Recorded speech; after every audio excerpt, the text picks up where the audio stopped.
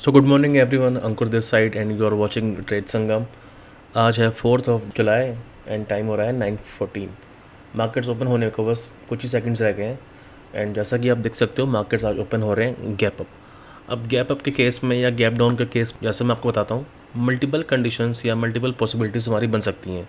ठीक है, अब यहाँ पे आप देखोगे अभी तो मार्केट्स ने क्या कर रहा है, प्रीवियस डे हाई से ही यहाँ पे इधर ठीक है रेजिस्टेंस ले रहा है। So this is my previous day high.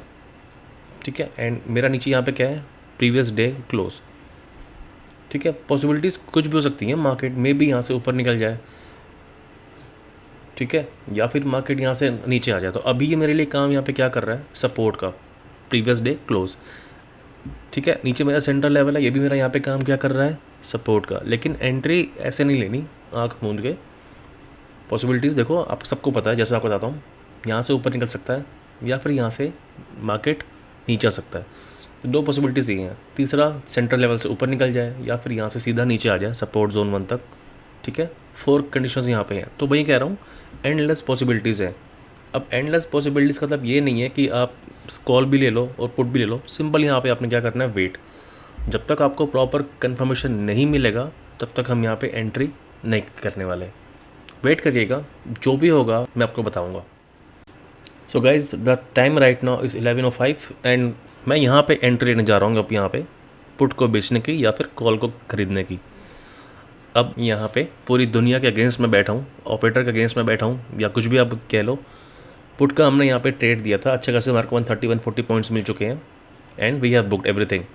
अब यहाँ पे ऐसा मैंने से क्या फाइंड कर लिया, क्या पैटर्न देख लिया कि मार्केट में मुझे लग रहा है कि अब मार्केट यहाँ से ऊपर की ओर निकल सकता है। ठीक है, 50-50% चांसेस हैं, या तो मैं सही होऊंगा या गलत हो जाऊंगा। अगर मैं गलत हो जाऊंगा तो मेरे को 30-35 पॉइंट्स का एसएल देना पड़ेगा। It's okay for me. So right now entry हमारी हो चुकी है एट 395 पे। मैं यहाँ मार्क कर लेता हूँ आपके सामने एंड टारगेट्स अभी ये मार्क करते हैं अपने लिए 345। तो टारगेट एट 345 एंड इसके नीचे अगर टारगेट्स देखें तो मेरा यहाँ पर है 314। इन केस मार्केट अगर इसके भी नीचे जाएगा तो हम नीचे के भी टारगेट्स असाइन कर लेंगे। अब टारगेट असाइन कैसे होते हैं ये आप सबको पता है कि मैं पिछले डे के लेवल्स के अकॉर्डिंग भी यहाँ पे टारगेट्स रखता हूँ मार्क करके। अब फिर से मैं आपको कह रहा हूँ कि हो सकता है मैं यहाँ पे गलत हो जाऊँगा, 30-35 पॉइंट का नुकसान होगा क्योंकि मैं अगेंस्ट बैठा हूँ। ठीक है, बस क्या करना है हमें, let's wait. Again saying, entry वहाँ पे करो जहाँ पे दुनिया को उम्मीदें ना हो। एसएल मैं अपना यहाँ पे कम से कम रख रहा हूँ। इन केस मार्केट अगर मेरे फेवर पे नहीं जाएगा तो मैं आज के डे के लोग एसएल लेकर रखूँगा, बिकॉज मैं यहाँ पे ऑलरेडी प्रॉफिट बना चुका हूँ पुट को बाय करके सेकंड ट्रेड पे। सो आज की मेरी ये थर्ड ट्रेड है, जो भी होगा मैं आपको बताता हूँ। Afternoon guys, so the time right now is 15:44, 3:40 के आसपास टाइम हो रहा है एंड मार्केट्स पे आप देखोगे हमने एंट्री किस जगह पे ली थी, ये सब आपने पहले देख लिया। लेकिन अब मेन क्वेश्चन ये आता है कि हमें यहाँ पे किस तरीके से पता चला कि मेरा बॉटम आज यहाँ पे ये बनने वाला है एंड इसी के बाद मार्केट स्लोली एंड स्टेडी ऊपर जाएगा। क्वेश्चन हमारा यहाँ पे यही है मेन, कि हमें यहाँ से कैसे पता चल गया कि मार्केट अब यहाँ से एक फॉल के बाद यहाँ पे आके ही पॉज लेगा एंड इसके बाद ही मार्केट्स अपनी रैली ऊपर की ओर दिखाएगा। सो इस पर हम बात करते हैं कि हमने यहाँ पे क्या ऐसा देखा था। हम क्या करेंगे, जैसा आपको बताया हमारे रूल्स यहाँ पे क्या होते हैं, एक्सटेंडेड सपोर्ट जोन। ठीक है, अब वो एक्सटेंडेड सपोर्ट जोन हमने किस तरीके से बनाया वो आप देखो। 3 मिनट के टाइम फ्रेम पे जाओगे, आपके लिए एक्सटेंडेड सपोर्ट जोन कितना है यहाँ पे, यहाँ तक। ठीक है, मतलब जो भी कैंडल सेंटर लेवल को ब्रीच करके उसके नीचे क्लोज होती है तो उसका हम लोअर पॉइंट मार्क करके रख लेते हैं एज एक्सटेंडेड सपोर्ट जोन। बस उसको नीचे तक ब्रीच करके उसके नीचे क्लोज होना चाहिए। अगर ये क्लोज यहीं पे हो जाती, नीचे पिक बनाती, तो मैं उसको एक्सटेंडेड सपोर्ट जोन नहीं मानता। एग्जांपल के लिए ये रेड कैंडल है एंड मार्केट यहीं तक आई है, नीचे अगर उसने पिक बनाया है तो मैं उसका एक्सटेंडेड सपोर्ट जोन फिलहाल नहीं मानूंगा। उसके नीचे मेरे को क्लोज होती हुई दिखनी चाहिए एंड जो भी उसका नीचे का विक होगा वो मैं मानूंगा एक्सटेंडेड सपोर्ट जोन। सो इस केस में क्या हुआ, एक्सटेंडेड सपोर्ट जोन मेरा पहले यहाँ पे था, मार्केट उसके भी नीचे यहाँ पे जाने लगा स्लोली। मैंने फिर यहाँ पे क्या किया, इसको 15 मिनट्स पे यहाँ पे चेक किया। फ्यूचर के चार्ट्स पे क्या हो गया, मेरा एक्सटेंडेड सपोर्ट जोन कहाँ तक आ गया, यहाँ तक। अगेन वही जो भी कैंडल आपके सेंटर लेवल को ब्रीच करके नीचे की ओर क्लोज हो रही है, तो सेंटर लेवल से लेकर उस कैंडल का विक, ये मेरा यहाँ पे क्या हो गया, एक्सटेंडेड सपोर्ट जोन।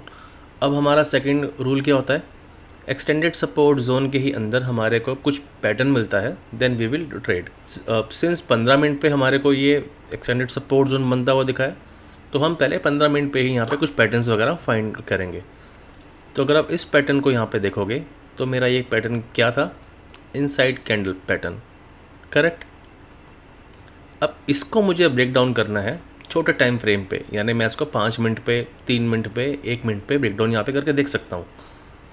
तो मैं इसको पहले 5 मिनट पे स्विच करता हूँ आपके लिए।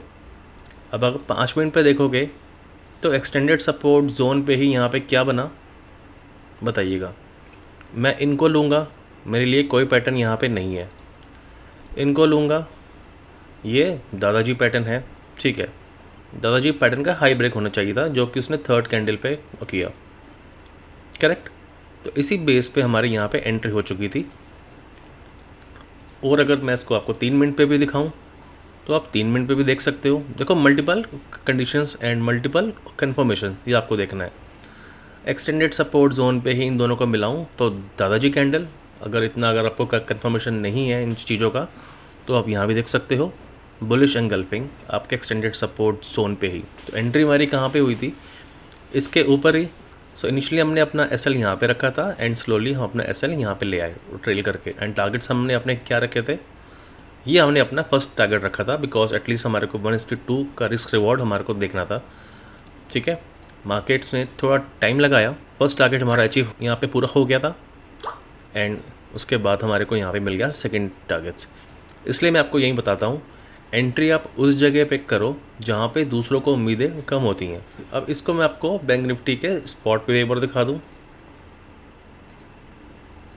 स्पॉट पे भी क्या था, आप यहाँ पे भी देख लो।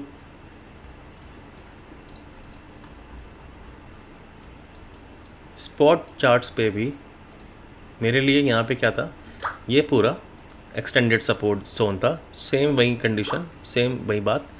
जो भी कैंडल मेरे सेंटर लेवल को ब्रीच करके उसके नीचे क्लोज होती है, तो सेंटर लेवल से लेकर उसका लोअर विक मेरा यहाँ पे क्या हो जाएगा, extended support zone. Extended support zone पे ही हमारे को यहाँ पे क्या मिला, inside candle, and inside candle का यहाँ पे हाई ब्रेकआउट उसकी नेक्स्ट कैंडल पे। तो 15 मिनट के टाइम फ्रेम पे भी आप यहाँ एंट्री ले सकते थे, ठीक है। सिंस ये टाइम फ्रेम बहुत बड़ा है, 15 मिनट्स का टाइम फ्रेम, आप इसको छोटे टाइम फ्रेम पे ब्रेक कर सकते थे। सो 5 मिनट पे आपको दिखाऊं, तो 5 मिनट पे भी आप देखो, एक शार्प फॉल के बाद मार्केट ने यहाँ पे क्या बनाया, जैसा बताता हूँ, स्पिनिंग टॉप, ठीक है। स्पिनिंग टॉप के जस्ट बाद हैमर कैंडल, 2 मिल गए मेरे को यहाँ पे कन्फर्मेशंस। एंड अगर इन दोनों को मैं यहाँ पे मिला लूँ, मेरा यहाँ पे क्या बन गया, बुलिश एंगल्फिंग। सो हो गए मेरे पास यहाँ पे 3 कन्फर्मेशंस। अब इस केस में आपकी एंट्री अगेन कहाँ पे हो सकती थी, इसी के ऊपर एसएल, उसके नीचे टारगेट्स। आपका फर्स्ट टारगेट यहाँ पे, सेकंड टारगेट्स आपके इसके ऊपर, ठीक है। अब क्वेश्चन फिर यही होगा कि मार्केट्स इस टारगेट तक क्यों नहीं आया, लेकिन मैं आपको बता रहा हूँ कि आप दोनों चीज़ें देखो, स्पॉट का भी फ्यूचर का भी। स्पॉट पे अगर वहाँ पे नहीं आया टारगेट्स, लेकिन आपका फ्यूचर पे यहाँ पे आ चुका था, सो हमने फ्यूचर के अकॉर्डिंग यहाँ पे ट्रेड्स ली थी। एंड अगर इसका आप ऑप्शन चार्ट देखोगे, तो एंट्री मारी थी 395 पे। टारगेट्स हमने असाइन कैसे किए थे, अपने लेवल्स के अकॉर्डिंग। एक्स्ट्रा हम यहाँ पे कुछ भी मार्क नहीं कर रहे हैं। अगर आप यहाँ पे देखोगे भी, तो मार्केट पिन पॉइंट इन्हीं लेवल्स को हर बार रिस्पेक्ट कर रहा है। यहाँ से नीचे, फिर अगेन यहाँ से रेजिस्टेंस लिया, फिर ऊपर, फिर नीचे, ठीक है। फाइनली मार्केट्स हमारा एग्जैक्टली सपोर्ट जोन 1 तक आया, विच इज़ 217।